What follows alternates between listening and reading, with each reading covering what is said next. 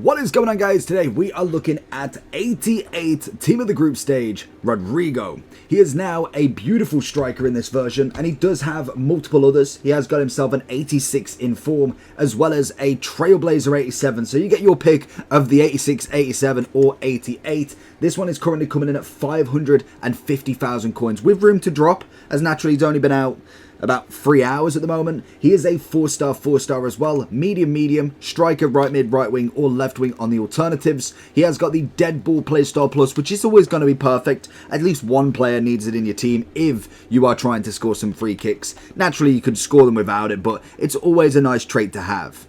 We have got the technical, the flair, and the first touch as other playstyles, so he is kind of lacking all of the rest, to be honest. And in terms of stats-wise, we are mainly on that pace and dribbling. He does have a decent amount of shooting as well. You're never going to take that away from him. Obviously, that finishing being 92 is always very, very juicy. And the chemistry star people are looking, of course, is just going to be the out-and-out hunter. We've got pretty much maxed out dribbling beyond what we need. Passing wise is decent enough, and if you are playing him as a striker, you're going to need as much finishing as possible. If he was to go and whack the hunter on him, he'd end up with 99 pace and 91 shooting.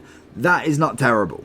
I think you could kind of go with a better chem style that would give him a more overall feel, but I do think the hunter is just absolutely dominant in this card. So let's jump into him, see what he's all about.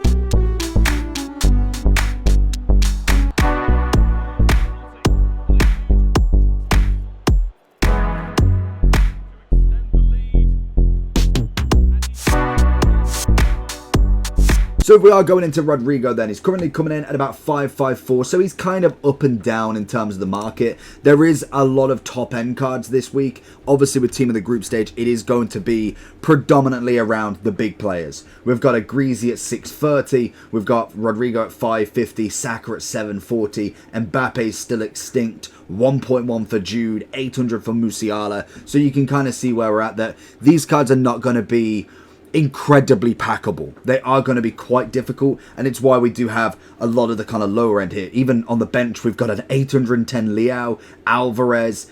This is what I mean. You are pretty much just packing these three, Taremi, and then probably Pope and also Hummels and Raum. I think I've said his name right. But in terms of Rodrygo, I think he is a phenomenal player. Very silky on the dribble. The left stick is absolutely genius. Obviously, you could argue you'd want to put him more into a wing scenario, as I do think the physicality battle is a big kind of negative in his stride. Naturally, he's not a player that goes down the middle. He is predominantly more of a winger that cuts in. He is a 4-4. It would have been really, really nice to have seen maybe a 5-star skills in this, but unfortunately, they haven't gone with that upgrade as of yet.